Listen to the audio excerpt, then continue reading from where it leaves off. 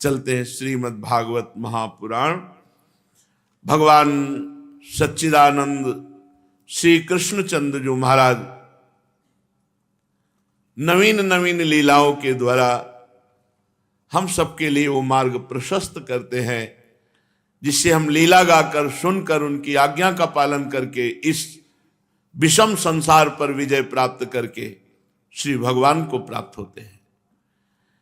एक बार की बात है कि नंद बाबा आदि गोपों ने शिवरात्रि के अवसर पर बड़ी उत्सुकता, कौतूहल और आनंद में भरकर बैलों से जुती हुई गाड़ियों पर सवार होकर अंबिका वन की यात्रा की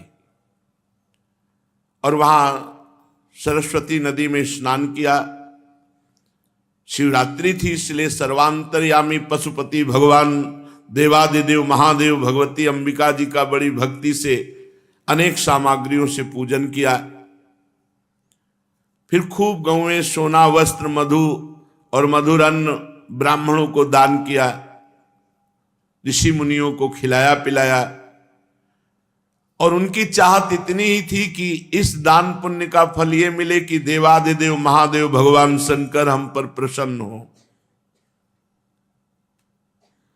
परम भाग्यवान नंद सुनंद आदि गोपों ने उपवास कर रखा था, इसलिए वे लोग भगवान शिव का अभिषेक करके आरती पूजन करके थोड़ा सा जल केवल पिया और सरस्वती नदी के तट पर ही सब विश्राम करने लगे, सो गए। अजगर को खुशबू मिली मनुष्य शरीर की, बढ़िया आहार है, बहुत सो रहे हैं। विशाल अजगर, वो बहुत दिनों का भूखा था, वो गंध के सहारे वहां आया और सबसे पहले नंद बाबा को पकड़ा। ये बढ़िया किया, और गोपों को नहीं पकड़ा, नंद बाबा, क्योंकि नंद बाबा की जैसा महान कौन होगा, जिसके लाला जगतपति भगवान श्री कृष्ण हैं। तो नंद बाबा को तो कोई नष्ट ही नहीं कर सकता। नंद बाबा को पकड़ लिया। अब जो ही औरों ने देखा जोर से चिल्लाए, कृष्ण कृष्ण देखो देखो। और बाबा भी चिल्लाए, बेटा कृष्ण दौड़ो, ये अजगर मुझे पकड़ लिया। अजगर की बहुत जोर की पकड़ होती, ये मुझे निगल जाएगा, मैं तुम्हारी शरण में हूं, जल्दी मुझे इस संकट से बचाओ। ब्रजवासियों का नंद बाबा का चिल्लाना सुनकर जो गोप सो रहे थे वो भी उठ बैठे और देखा कि नंद बाबा को अजगर अपनी पकड़ में लिए हुए, बड़े घबरा गए। तो प्रकाश के लिए वहां लकड़ी जलाई गई थी, तो अधजली लकड़ियों से उस अजगर को मारने लगे, पर बहुत विशाल अजगर, उसको कोई फर्क नहीं पड़ा, उसने नंद बाबा को नहीं छोड़ा। इतने में भगवान ने देखा है तो खा ही जाएगा बाबा को, दौड़ के गए और अपने चरणों का स्पर्श कराया। जे भी चरण स्पर्श हुआ, अजगर का सब पाप भस्म हो गया। उसी क्षण दिव्य तेजोमय रूप धारण करके अजगर का शरीर छूट गया, सर्वांग सुंदर विद्याधर रूप में प्रकट हो गया। उसके शरीर से दिव्य ज्योति निकल रही थी। वो सोने का हार पहने, दिव्य आभूषण धारण किए और भगवान को साष्टांग प्रणाम करके हाथ जोड़कर खड़ा हो गया। कोई मारपीट नहीं करनी पड़ी, बस चरण स्पर्श करा दिए, अशुभ भस्म हुए, वो दिव्य अपने स्वरूप में आ गया। भगवान ने पूछा, तुम कौन हो?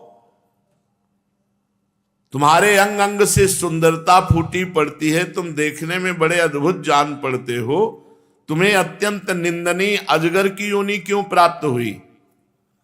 अवश्य तुम्हें विवश होकर अजगर की योनि में आना पड़ा होगा। तो उस अजगर के शरीर से निकला हुआ पुरुष बोला, भगवान मैं विद्याधर हूं, मेरा नाम सुदर्शन है, मैं बहुत सुंदर सौंदर्यवान और बहुत ऐश्वर्यवान हूं। विमान पर चढ़ करके मैं घूमा फिरा करता था। एक दिन मैंने अंगिरा गोत्र के कुरूप ऋषियों को देखा। अपने सौंदर्य के घमंड में मैंने उनकी हंसी उड़ा दी। विमान पर चढ़े चढ़े ऋषियों ने देखा कि ये तो संतों की अवहेलना करने वाला है। मेरे इस अपराध से कुपित होकर उन लोगों ने कहा, तुझे अपने शरीर की सुंदरता पर बड़ा अभिमान है, जा अजगर योनि को प्राप्त हो। तो ये ऋषियों के अपराध का फल था कि मैं अजगर योनि में भूखा प्यासा कष्ट पाता रहा। परंतु फिर उन कृपालु ऋषियों के चरणों में मैं गिरा और कहा कि किसी तरह साप मोचन का उपाय बता दीजिए कि मैं अजगर की योनि से कब मुक्त होऊंगा। तो उन्होंने कहा, जब चराचर के गुरु भगवान श्री कृष्ण स्वयं तुम्हारा स्पर्श करेंगे तब तुम हमारे साप से मुक्त हो जाओगे। तो हे प्रभु, आज आप चराचर के गुरु भगवान श्री कृष्ण के चरण स्पर्श से मेरे सारे अशुभ नष्ट हो गए। समस्त पापों का नाश करने वाले प्रभु, जो लोग जन्म मृत्यु रूप संसार से भयभीत होकर आपके चरणों की शरण में आ गए, तम त्वाहम भवभीतानां प्रपन्नानां भयापहम् आपृच्छे साप निर्मुक्तः पादस्पर्शादमीवहन् प्रपन्नोस्मि महायोगिन महापुरुष सत्पते अनुजानीहि मां देव सर्वलोकेश्वरेश्वर। हे प्रभु,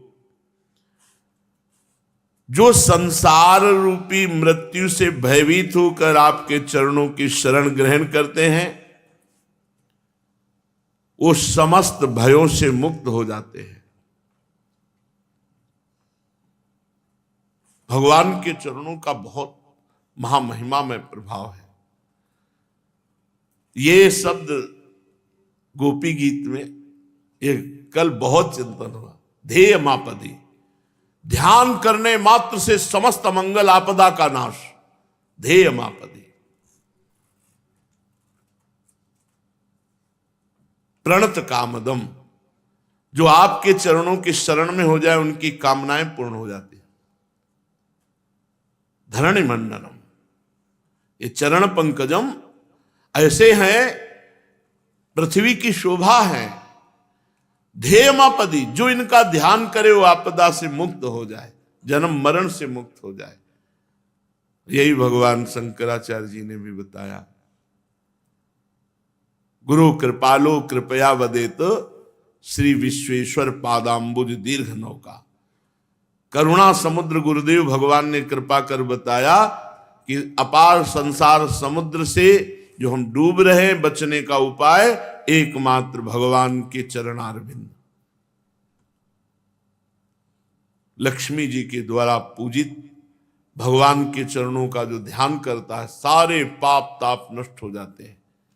प्रणत कामदम पद्मचार्चितम धरणि मंडनम ध्येय मापदी।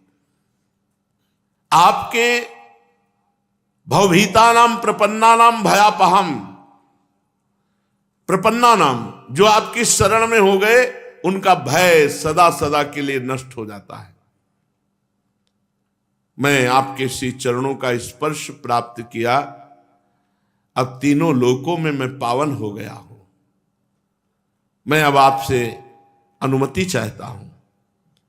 हे भक्तवत्सल, हे महायोगेश्वर, हे पुरुषोत्तम श्री कृष्ण, मैं आपकी शरण में हूं। इंद्रादि समस्त लोकेश्वरों के परमेश्वर स्वयं प्रकाश परमात्मन, मुझे आज्ञा दीजिए। ब्रह्मदंडात् विमुक्तोहम सद्यस्ते अच्युत दर्शनात्। आज मैं ब्रह्मदंड से मुक्त हो गया हूं। एक रस रहने वाले अच्युत, मैं ब्राह्मणों के शाप से मुक्त हो गया। यह आश्चर्य की बात नहीं, क्योंकि यन्नाम ग्रहणन् अखिलान् श्रोत्रनात्मानमेव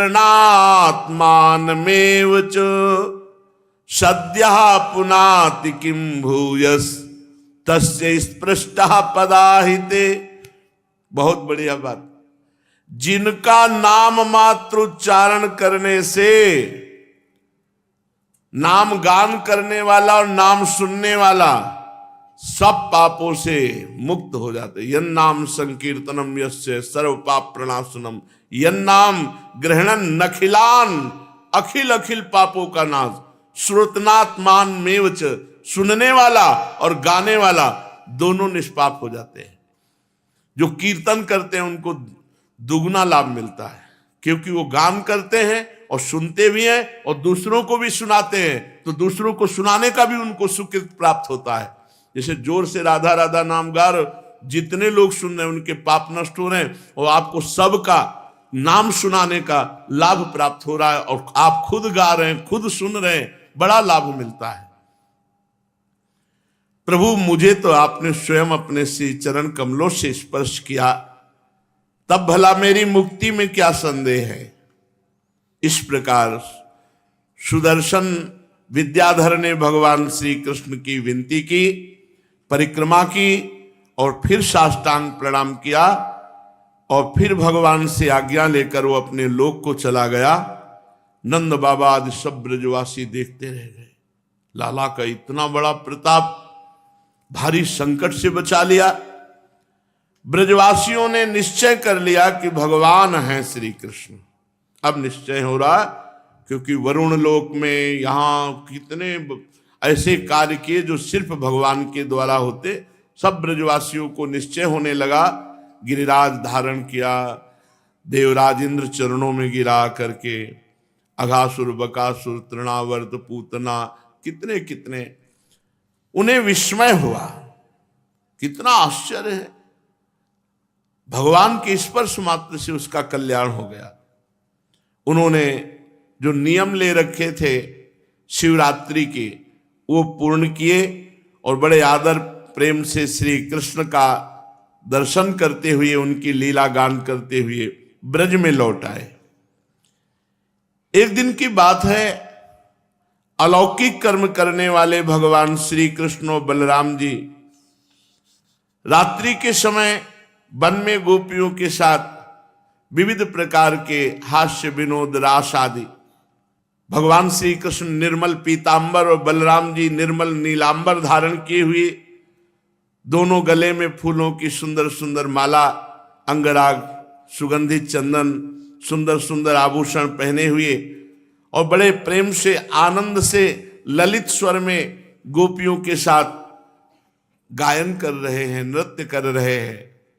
अभी निशामुखम सायंकाल था, आकाश में तारे उग रहे थे, चांदनी छिटक रही थी, बेला के सुंदर गंध से मतवाले होकर भौरे इधर उधर गान कर रहे थे। जलाशय में खिली हुई कुमुदनी की सुगंध लेकर वायु मंद मंद चल रही थी। उस समय उनका सम्मान करते हुए भगवान श्री कृष्ण और बलराम जी ने एक साथ मिलकर राग आलापा, राग का आरोह अवरोह, स्वरों के चढ़ाव उतार बहुत ही मनोरम, जगत के समस्त प्राणियों के मन और कानों को आनंद से भर देने वाला गान था। प्रभु का वो गान सुनकर गोपियां प्रेम व्यथित हो गई। परीक्षित, गोपियों को अपने शरीर की सुधि न रही। जिस समय बलराम और भगवान श्री कृष्ण दोनों भाई इस प्रकार स्वच्छंद गान नृत्य आदि कर रहे थे, उन्मत्त की भांति गा रहे थे, उसी समय कुबेर का एक अनुचर यक्ष जिसका नाम शंखचूड़ था, वो प्रेम बेसुध गोपियों को चुरा ले गया, भाग गया लेकर के।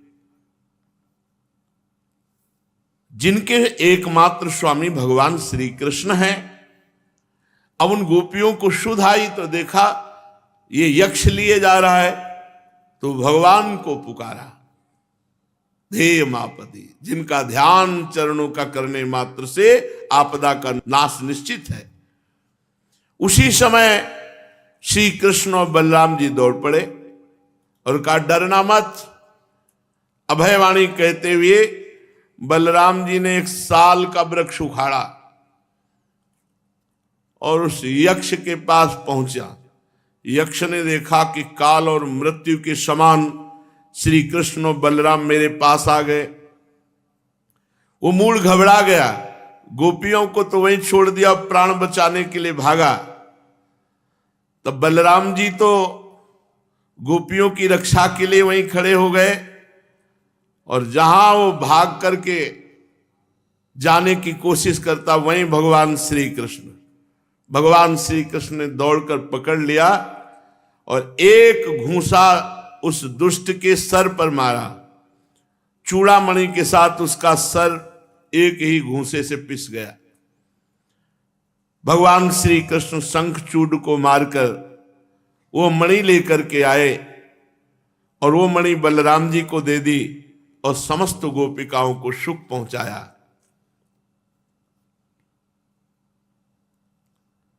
परीक्षित भगवान श्री कृष्ण के गौओं के चराने के लिए प्रतिदिन वन में चले जाने पर उनके साथ गोपियों का चित्त भी चला जाता था। गोपियों का मन श्री कृष्ण का चिंतन करता रहता। गोपियों की वाणी श्री कृष्ण की लीलाओं का गान करती रहती। बड़ी कठिनाई से दिन व्यतीत करती। गोपियां आपस में कहती बाम बाहु कृत बाम कपोलो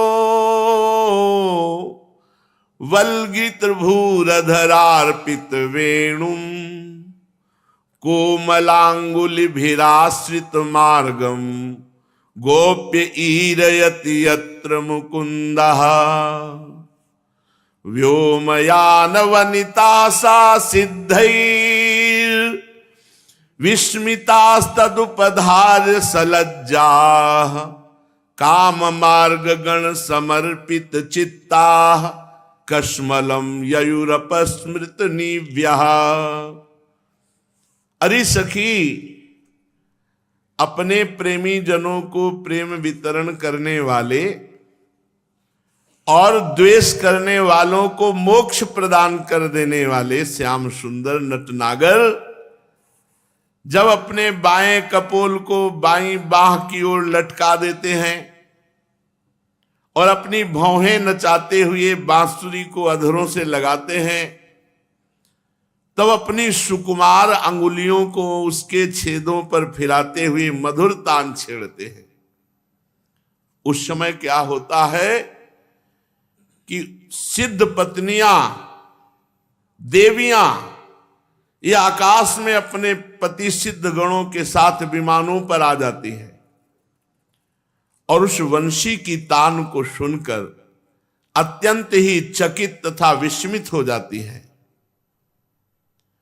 पहले तो उन्हें अपने पतियों के साथ रहने पर भी चित्त की ये दशा देखकर लज्जा मालूम होती, परंतु क्षण में ही उनका चित्त वंशी की ध्वनि सुनकर प्रेम बाण से बिंध जाता है और वो विवश अचेत हो जाती है। उन्हें इस बात की भी सुधि नहीं रहती कि उनका वस्त्र कहां खिसक गया, आभूषण कहां गिर गए। अरे सखी, तुम आश्चर्य की बात तो सुनो। हंत चित्रमबला शृणुतेदं हारहास उरसि स्थिर विद्युत नंद सूनुरय मार्त जनानाम नर्मदो यर्हि कूजित वेणु वृंद सो ब्रज वृषा मृग गावो वेणुवाद्यहत चेतस आरात दंत दष्ट कवलाधृत कर्णा निद्रिता लिखित चित्र मिवासन।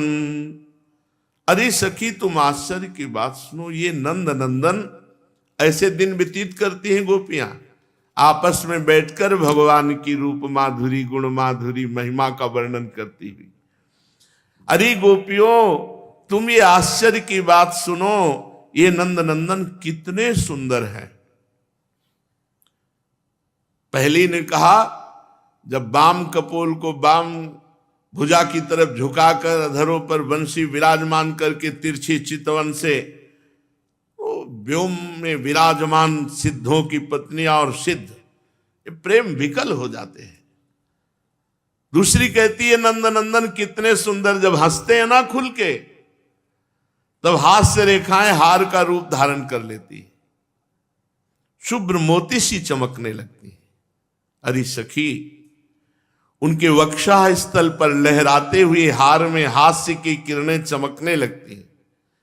उनके वक्षा स्थल पर श्रीवत्स की सुनहली रेखा जो है ना, वो लक्ष्मी जी है।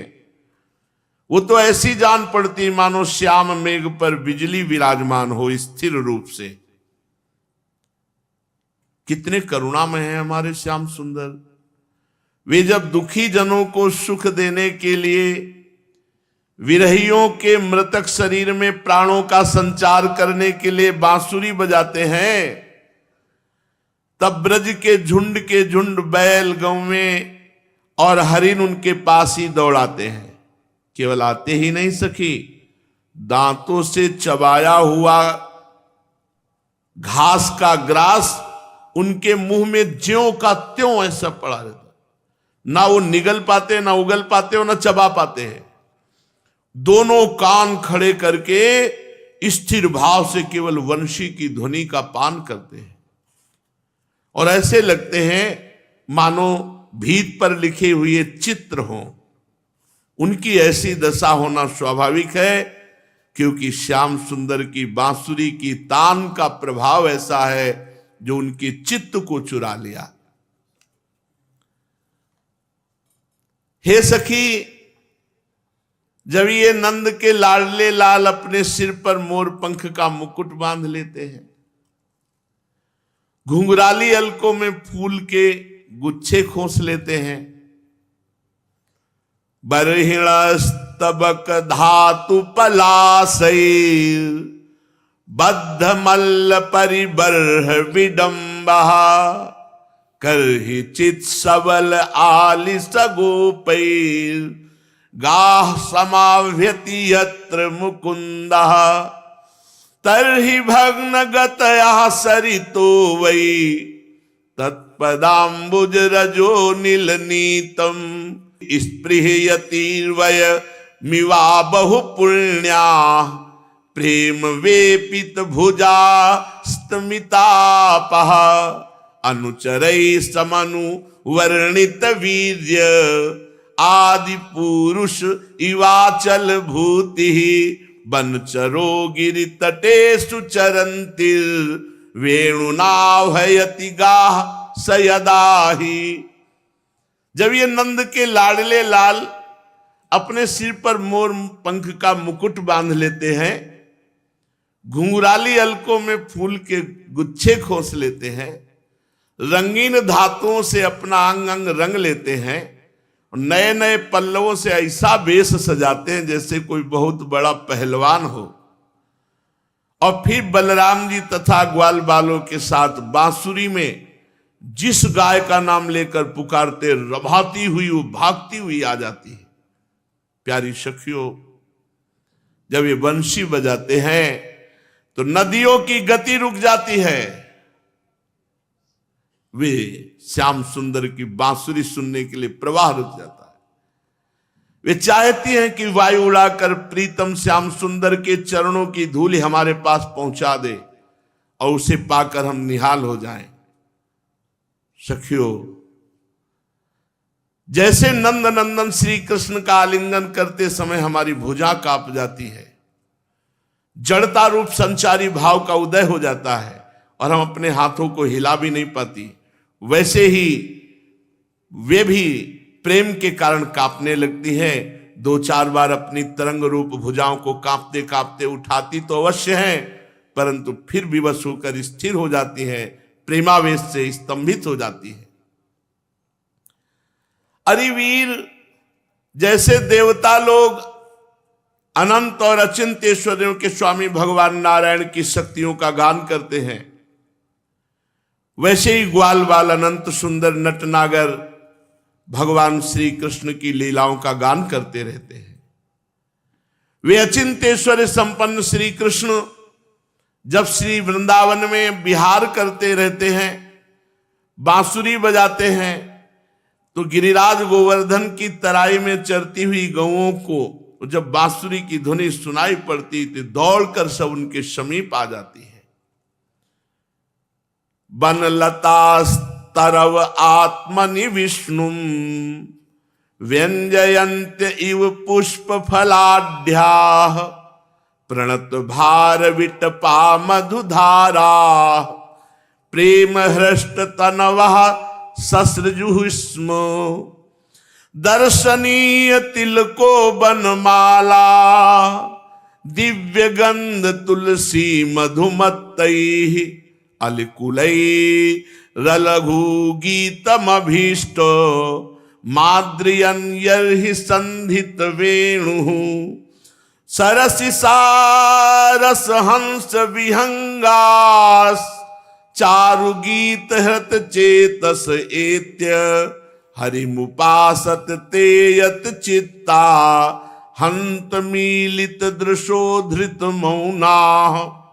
अरे सखी, जितनी भी वस्तुएं संसार में या उसके बाहर देखने योग्य हैं, उन सबसे सुंदर, सबसे मधुर, सबके शिरोमणि है ये हमारे मनमोहन।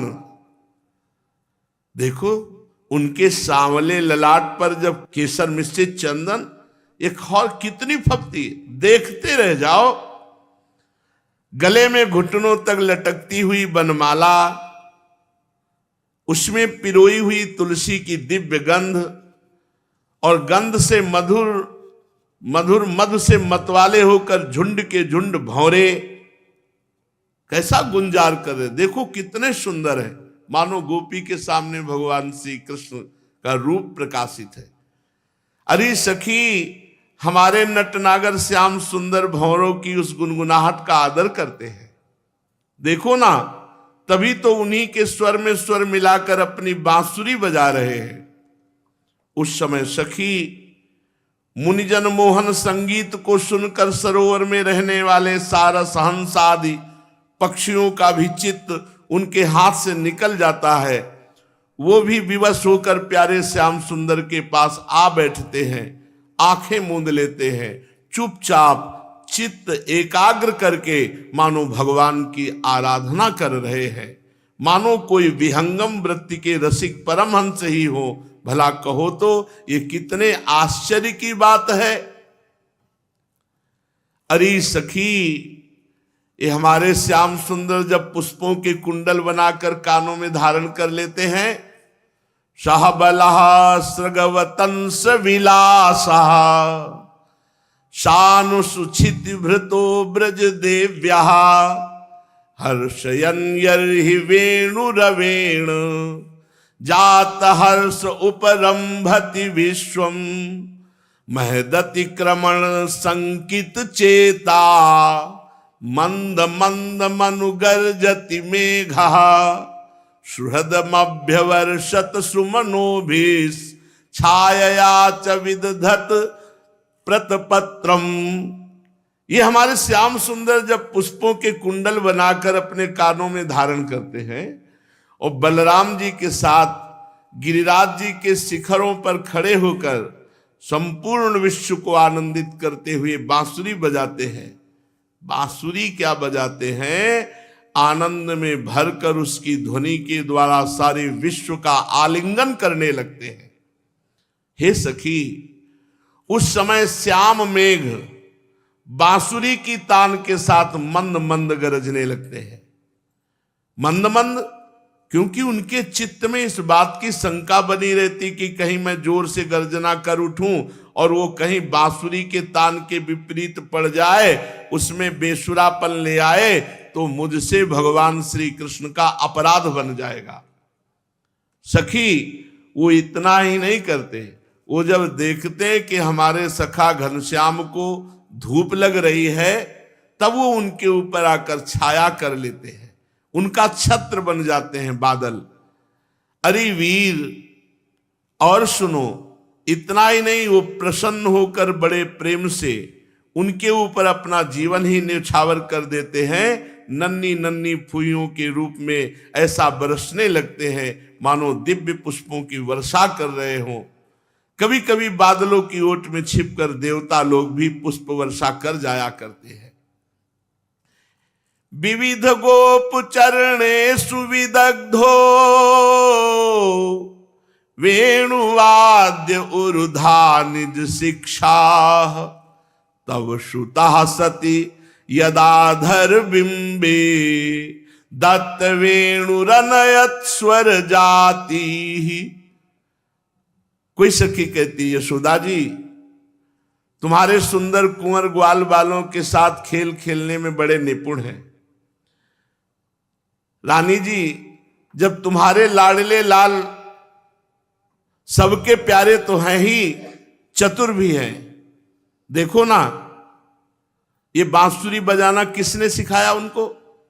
उन्होंने किसी से सीखा नहीं, अपने ही अनेकों प्रकार की राग रागिनियां निकाल ली।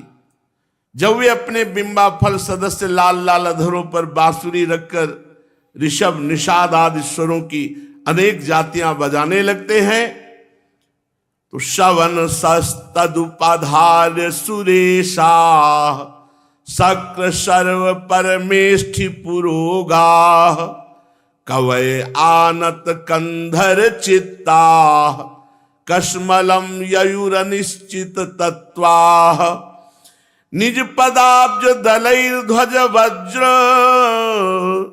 नीरजांकुश विचित्र ललामयी, ब्रज भुआ समयन खुरतोदम वर्ष्मधुर्य गतिरीडित वेणु, ब्रजति तेन वयं सविलास वीक्षणार्पित मनोभव वेगा, कुज गतिम गमिता न विदामः कश्मलेन कबरम वसनम वा। जब वो अपने अधरों पर बंसी रखकर ऋषभ निषाद आदि स्वरों की अनेक जातियां बजाने लगते हैं, उस समय बंसी की परम मोहिनी और नई तान सुनकर भगवान ब्रह्मा, देवाधिदेव भगवान शंकर और देवराज इंद्र, ये बड़े बड़े देवता जो सर्वज्ञ हैं, वो नहीं पहचान पाते कि अब कौन सा राग बंसी में बज रहा है। और वे इतने मोहित हो जाते हैं कि उनका चित्त तो उनके रोकने पर भी उनके हाथ से निकलकर वंशी ध्वनि में तल्लीन हो जाता है। सबका सिर झुक जाता है और वे अपनी शुद्ध बुद्ध खोकर उसी बंशी में तन्मय हो जाते हैं। अरे सखी, श्री कृष्ण के चरण कमलों में ध्वजा वज्र कमल अंकुश आदि के विचित्र और सुंदर सुंदर चिन्ह हैं। जब ब्रजभूमि में गौओं के खुर से खुदी हुई रज में उनके सुकुमार चरण पड़ते हैं तो ये सारे चिन्ह उभर आते हैं। गजराज के समान मंद गति से चलते हुए अधरों पर बांसुरी विराजमान करके जब बजाते हैं तो उनकी वो वंशी ध्वनि, उनकी वो चाल, उनकी वह विलास भरी चितवन हमारे हृदय में प्रेम के मिलन की आकांक्षा आवेग को बढ़ा देती है। हम सब गोपियां इतनी मुग्ध, इतनी मोहित हो जाती हैं कि हिल डोल तक नहीं सकती, मानो हम जड़ वृक्ष हो।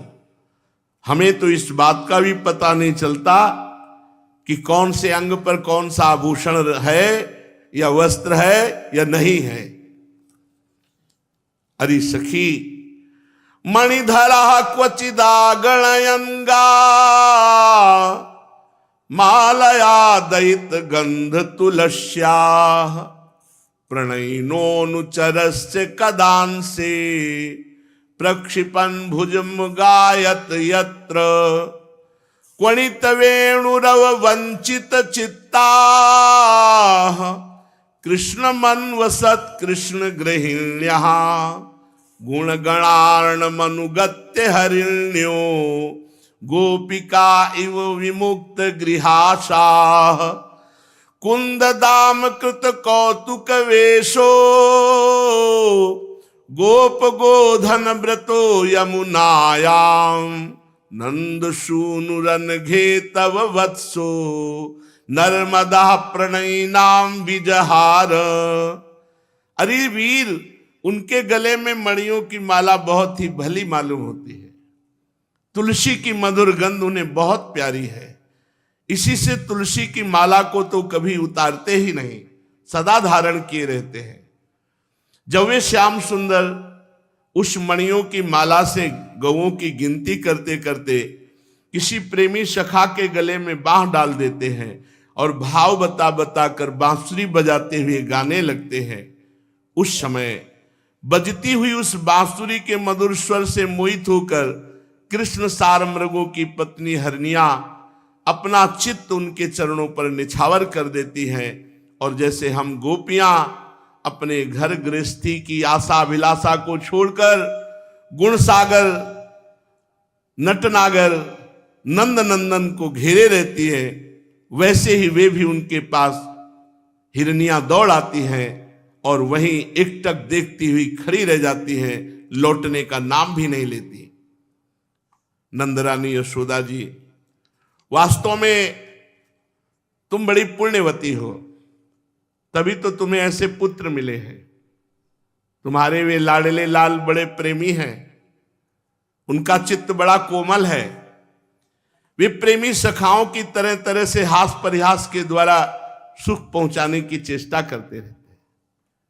जब वो कुंदकली का हार पहनकर अपने को विचित्र वेश में सजा लेते हैं और ग्वाल बाल तथा गौओं के साथ यमुना जी के तट पर खेलने लगते हैं, तो मंद वायु रूपवात्यनुकूलम मानयन मलयजस्पर्शेन वंदिनस्तमुपदेव गणाये वाद्य गीत बलिभि परिबभ्रुः वत्सलो ब्रज गवाम यद गध्रो वन्द्यमान चरणः पथिवृद्धैः कृष्ण गोधनमुपोह दिनान्ते गीत वेणुरनुगेडित कीर्तिः उत्सवं श्रम रुचापि दृशीना मुन्नयन खुर रजस्फुरितस्रक् दित्सयैति सुहृदाशिष एष देवकी जठर भूरुडुराजा।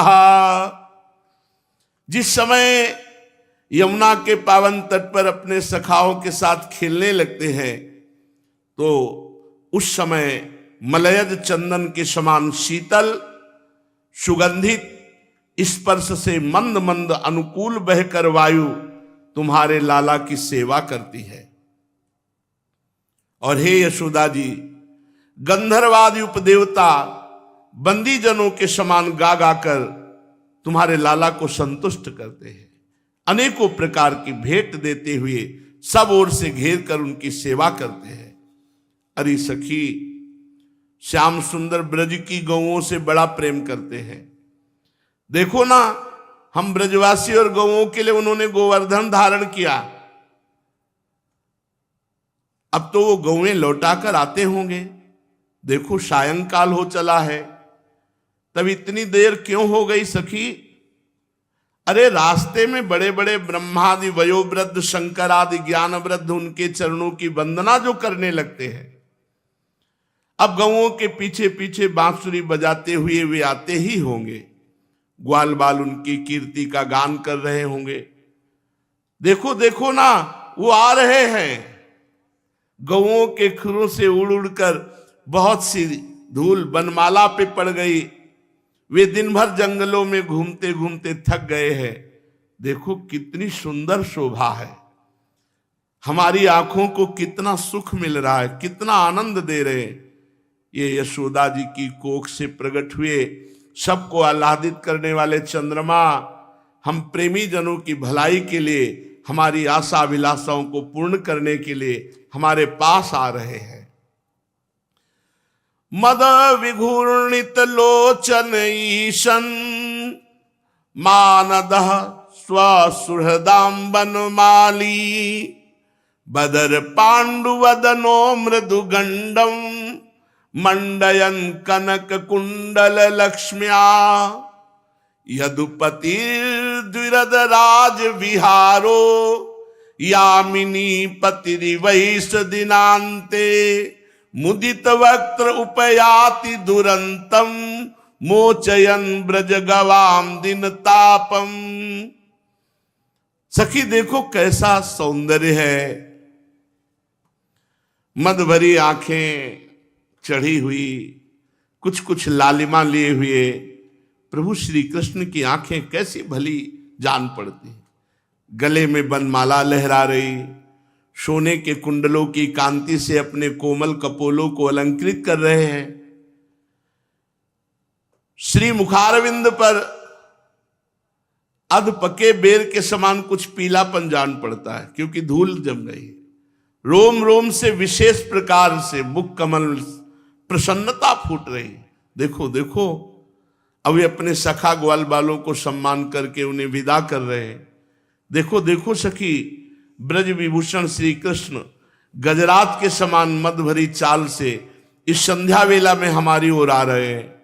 अब ब्रज में रहने वाली गौओं का, हम ब्रज गोपियों का दिन भर का असह्य विरह ताप बिताने के लिए उदित होने वाले चंद्रमा की भांति ये हमारे प्यारे श्री कृष्ण श्याम सुंदर हमारे समीप आ रहे हैं। परीक्षित, बड़भाग्नि गोपियों का ऐसे समय जाता, ऐसे उनका मन श्री कृष्ण में लगा रहता। वे श्री कृष्णमय हो गई थी।